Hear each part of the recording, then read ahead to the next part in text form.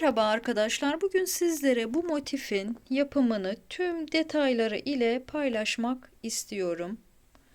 Ölçülerini de sizinle hemen paylaşayım.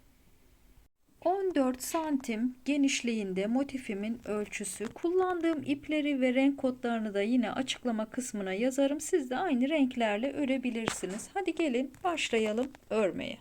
Motifleri 3 milim tığ ile örüyorum. Siz elinize göre, eliniz gevşek ise 2,5 milim tığ ile de örebilirsiniz. Sihirli halka ile başlıyorum. Sihirli halkayı ben böyle çift kat dolayarak yapıyorum. Halkayı tutuyorum. İlmeğimi içinden çıkartıp 3 zincir çekiyorum. İkili trabzan şeklinde devam ediyorum.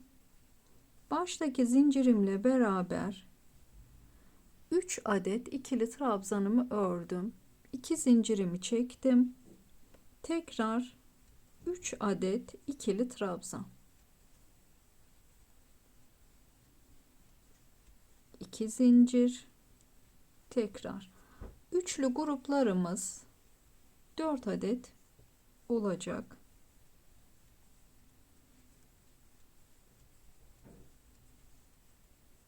Sonuncu üçlü grubumuzu da örelim. 1 2 3 2 zincirimi çektim. Şimdi orta kısmını sıkılaştırıyorum. Başlangıç ipimden tutup hafifçe çekiyorum. Kısalan ipimi sağ tarafa doğru çekiyorum. Sağ tarafa doğru iyice çekelim. Burada bir ilmek oluştu. Yine başlangıç ipimden tutup ilmeğimi içeriye alıyorum. Ve ilk zincirime değil, ikinci trabzanın tepesine, ilk trabzanı pardon, tepesine batıyorum. İlmek kaydırma yapıp tek seferde çıkıyorum. 2 zincir çekip bir üst sıraya çıktım. Yine ikili trabzan şeklinde devam ediyoruz. Tığımın üzerine doladım. Aynı yere bir adet ikili trabzan örüyoruz. Devam eden trabzanın tepesine de 2 zincir çektiğim boşluğa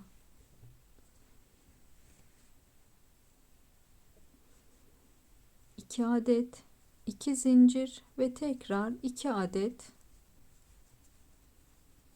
ikili trabzan. Trabzanlarımın da tepelerine birer adet. Bu başlangıç ipimi de ince uçlu bir tığ kullanıyorum iplerimi gizlerken. Başlangıç ipimi motifimin arkasını çevirdim. Şu şekilde ipimi kilitliyorum ve bir üst sıraya çıkartıyorum.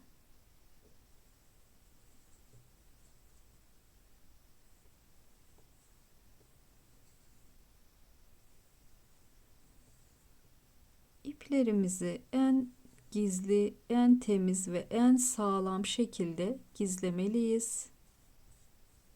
Bu kadar yeterli. Devam edelim örmeye.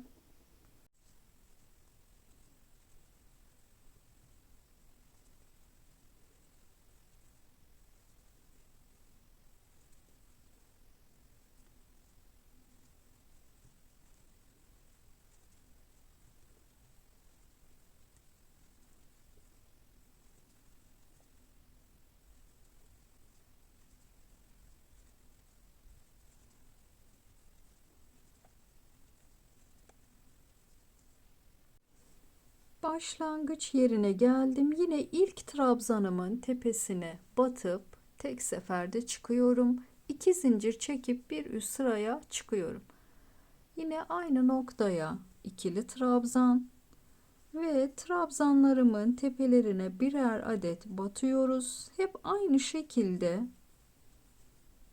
motifimizi örüyoruz. Köşelerde 2 adet ikili trabzan, 2 zincir ve yine 2 adet ikili trabzanımızı örüyoruz ve her tepe noktasına da birer adet batıyoruz.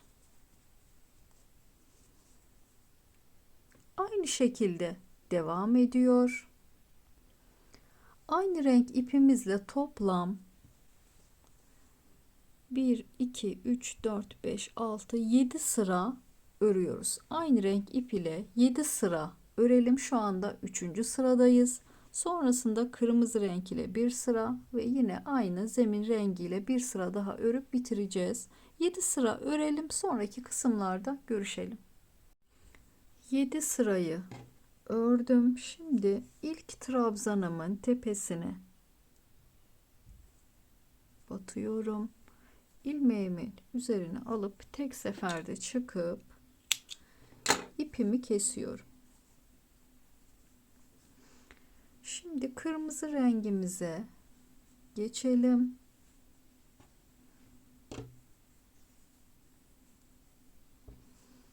Köşeden başlayalım. Sabit duran ipimin etrafında şu başlangıç ipimi çeviriyorum. Bir zincir çektim. Tekrar 2, 3 ve 4 zincir çektim. Tığımın üzerine bir kere doluyorum. Aynı yere batıp üçünü beraber örüyorum. Tekli trabzan örüyoruz. Şimdi devam eden trabzanlarımızın tepelerine tekli trabzan örüyoruz. Tığımın üzerine bir kere alıyorum. Batıp tek seferde çıkıyorum. Alt sıraları ikili trabzan şeklinde devam etmiştik. Kırmızı rengi bu şekilde örüyorum.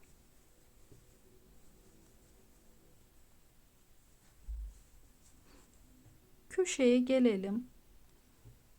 Evet, sonuncuya da batıyorum. Boşluğa 2 zincir çektiğim boşluğa bir adet 2 zincir çekiyorum. Tekrar aynı boşluğa bir adet yine tekli trabzan örüyorum. Şimdi aynı şekilde tekli trabzan örüyoruz. Bu şekilde devam edelim. Dört kenarı da dönüp başlangıçta görüşelim. Evet, sonuncuyu da örüyorum. Şimdi ikinci zincirimin ortasına batıp tek seferde çıkıyorum. İpimi kesiyorum. Ve şu zincirlerimin arka taraflarına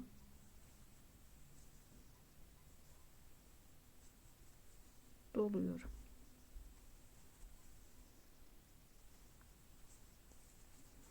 Bunu da yine bu tarafa doğru yeterli. Şimdi bir sıra daha örelim. Bu son sıramız. 2 zincir çektiğim boşluktan başlıyorum. 1 2 zincirimi çektim. İkili trabzan örüyorum. 2 zincir çekiyorum. Tekrar aynı yere 2 adet ikili trabzan. Burada tepe noktalarına batmayacağız. Yani şuralara batmayacağız. Şu tekli trabzanın boşluklarına batarak ilerleyeceğiz. Şöyle boşluğuna batarak ikili trabzanımı örüyorum. İkisinin ara boşluğunu.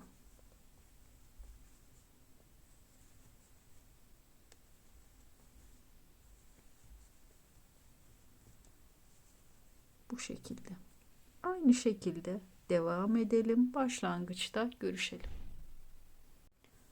Sonuncuyu da ördüm. İlk trabzanın tepesine batıp ilmek kaydırma yapıp ipimi kesiyorum. Evet, motifimiz bitti. Motifimin ölçüsü 14 santim genişliğinde oldu. Şimdi sıra geldi kirazlarımızı ve yaprağımızı örmeye. Öncelikle kirazlarımızı örelim. Çok kolay örülüyor. Kırmızı rengimi elime aldım. Yine sihirli halka yapıyorum. 3 zincir çekiyorum ve halkamın içine toplam baştaki zincirimle beraber 16 adet ikili trabzan örüyorum. Üçüncüdeyim. 4 5 6 7 devam edelim.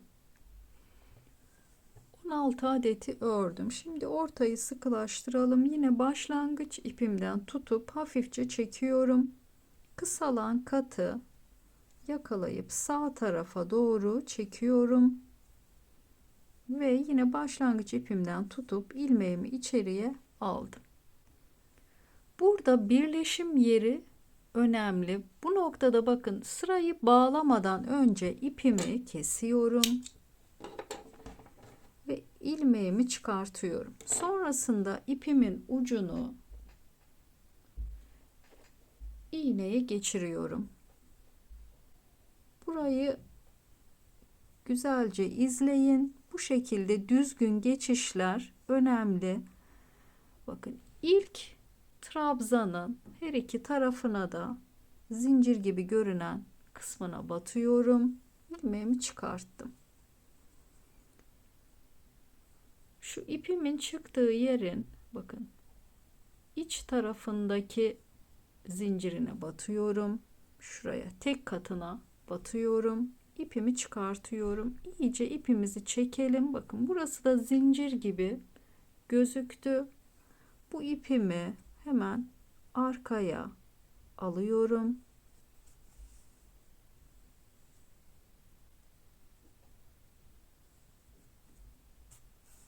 Bu şekilde bir geri bir ileri batarak ipimi sabitledim.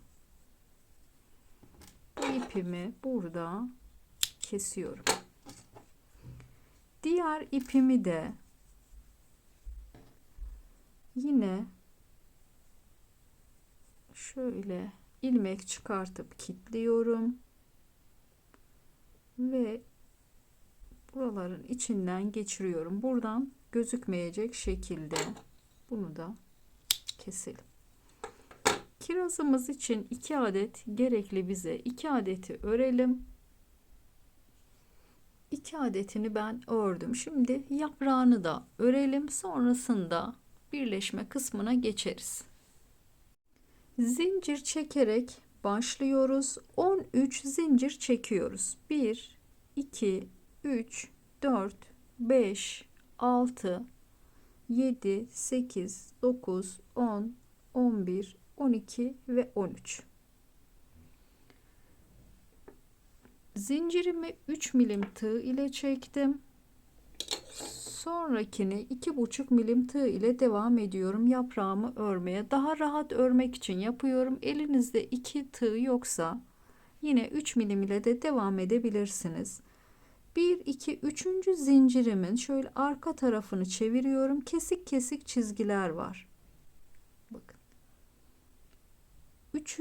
zincirimin tam arkasındaki kesik çizgiye batıyorum. İlmek kaydırma yapıyorum. Devam eden kesik çizgilere batarak ilerleyeceğim. Bir sonrakine sık iğne, bir sonrakine tekli trabzan, bir sonrakine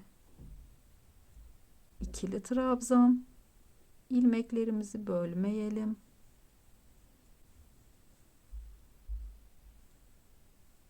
Bir sonrakine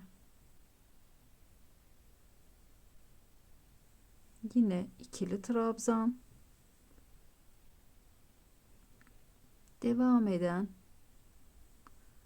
çizgiye üçlü trabzan örüyoruz. Burası yaprağımızın orta kısmı. Yine şuradaki işlemlerin aynısını tekrar ediyoruz. 2 adet ikili trabzan, tekli trabzan, sık iğne ve ilmek kaydırma. Devam edelim. ikili trabzan, ikili trabzan, tekli ve bir adet sık iğne. Sonrasında ilmek kaydırma yapıyorum. Bir zincir çekip şimdi hemen şu alt tarafında da bakın zincirler oluştu. Şimdi buradan örmeye devam ediyoruz. Hemen karşı tarafına yine ilmek kaydırma yapıyorum. Devam eden kısma sık iğne. Aynı buradaki işlemleri karşılıklı yapıyoruz. Sık iğne, tekli trabzan, sonrasında 2 adet ikili trabzan, sonrası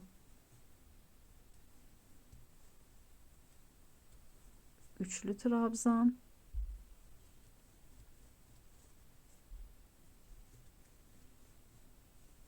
iki adet ikili, sonra yine tekli, sık iğne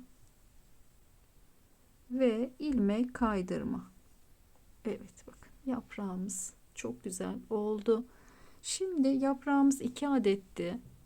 Şimdi diğerini de ipimizi kesmeden aynı şekilde devam ediyoruz. Zincirimi daha büyük numara tığ ile örüyorum. 14 adet zincir çekiyorum. 1 2 3 4. Burada eğer büyük numara tığınız yoksa gevşekçe çekebilirsiniz. 4 5 6 7 8 9 10 11 12 13 ve 14. Yine aynı işlemi yapıyoruz. Üçüncüye arkasını çevirip ilmek kaydırma yapıyorum. Sonrasında sık iğne, tekli trabzan, 2 adet ikili trabzan,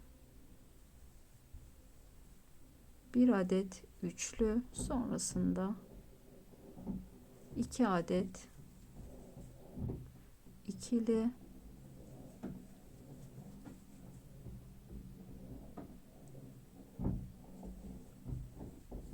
tekli,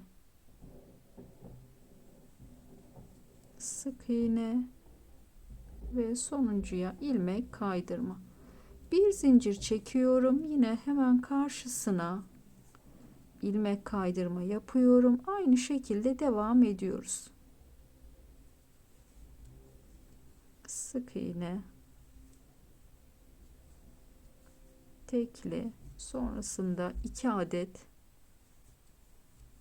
ikili, 1 adet üçlü,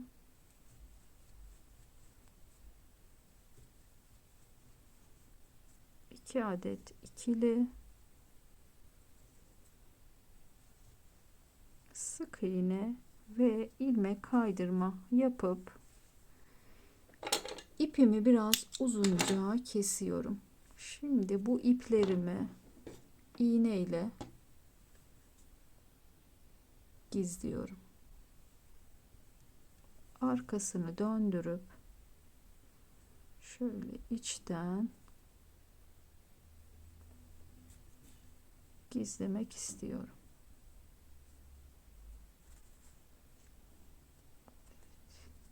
Şöyle.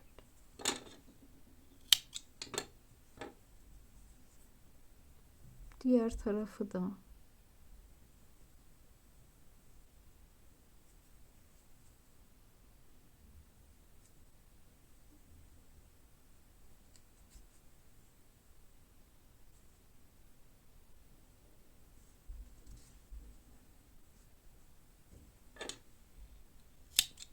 evet, yaprağımız da hazırdır. Bakın. Şimdi motifimize yapıştırma kısmına sıra geldi. Kirazlarımızı ve yaprağını yapıştırma işlemini silikon tabancamız ile yapıyorum. Silikon tabancasını iyice ısıtıyoruz. 5-10 dakika muhakkak ısınsın. Şöyle tutunca da burası bayağı ısınmış olsun ki iyice yapıştırma işlemini sağlam yapalım. Evet. Yaprağımızı, bakın motifimizi şöyle, şurası köşe kısmıydı. Bu şekilde tutuyoruz. Yaprağımızı böyle, kirazlarımızı da şöyle şuralara yapıştırmak istiyorum. Tam şu arttırma yerlerinin, şu ikincinin ortasına, burayı da yine aynı şekilde. Öncelikle kirazlarımızı yapıştıralım. Yapıştırmaya başlamadan önce ilk çıkan kısmını yapıştırmıyorum. Şöyle bir kağıda yapayım. Sonrasında hemen kirazımı sıkıyorum ve hemen yapıştırmaya bakıyorum. Tam ortasına elimle de alıp şöyle biraz tutuyorum.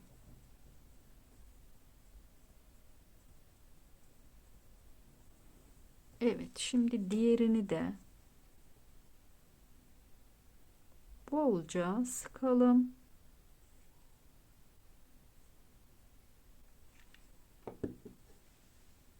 Hemen tam ortaya yapıştıralım. Şöyle elimizde de bastıralım.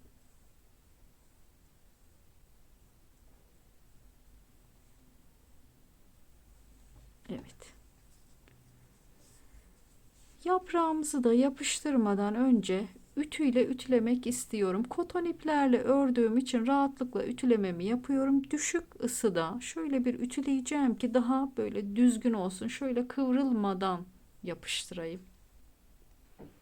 Evet, yaprağımı ütüledim. Şimdi silikon tabancam ile arkasını çevirip bu arada tam şuraya şöyle yapıştırmak istiyorum. Diğerini de kontrol edeyim. Evet, şöyle. Hemen buralara yine bolca sıkalım.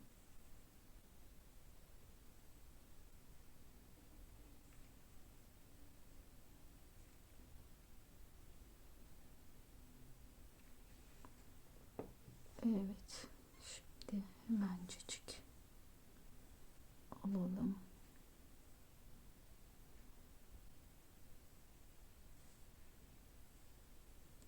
Şöyle. Evet. Elimizle yine bastıralım.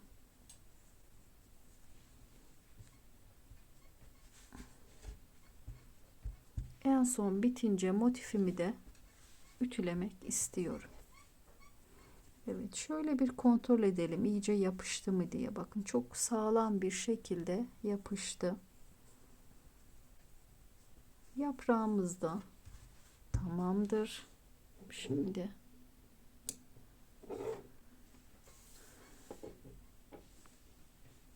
kirazımızın sapını işlemeye geçelim. Yine koton ipimi çift kat yaptım. İğneme geçirdim. Evet, hemen şuradan işlemeye başlayacağım. Arkasını döndürdüm. Hemen ipimi burada sabitliyorum. Şöyle. Evet, içinden geçirdim. Sabitlemeyi yaptım. Şimdi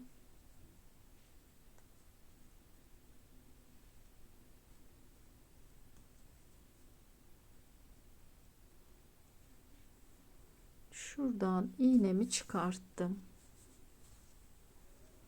Şöyle ilmek oluşturuyorum. Yine aynı yere batıyorum. Bir üstten iğnemi çıkartıyorum. Nasıl işlediğime dikkat edin. Bakın şöyle. Evet, yavaşça çekelim.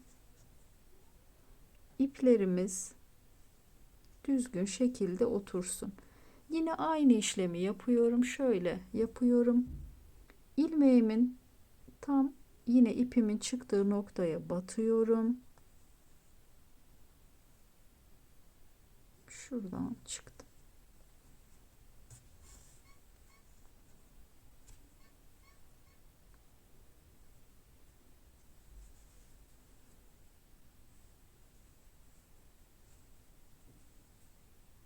Tekrar. Amacım şuraya kadar işlemeyi yapmak.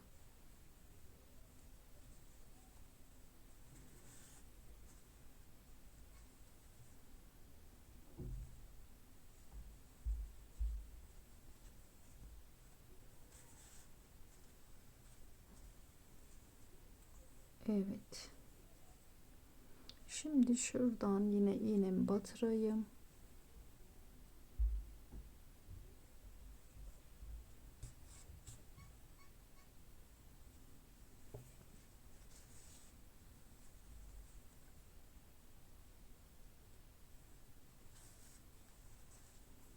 Aynı şekilde aşağıya inelim.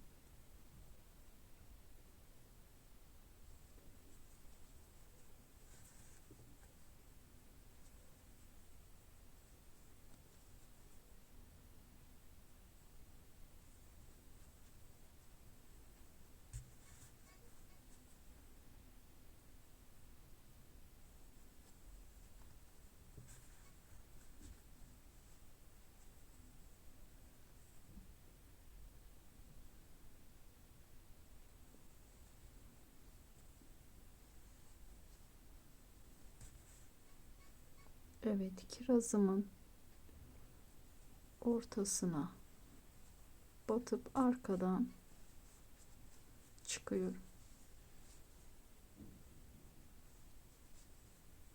İpimizi arkadan gizleyelim. Evet, iplerimi temizledim. Sonrasında ütü ile ütülememi de yapıyorum ki şöyle motifim düzgün şekilde dursun diye. Motifimiz böyle. Takıldığınız yer olursa muhakkak yorumlarda belirtin. Farklı bir videoda görüşmek üzere. Sağlıcakla ve sevgiyle kalın. Hoşça kalın.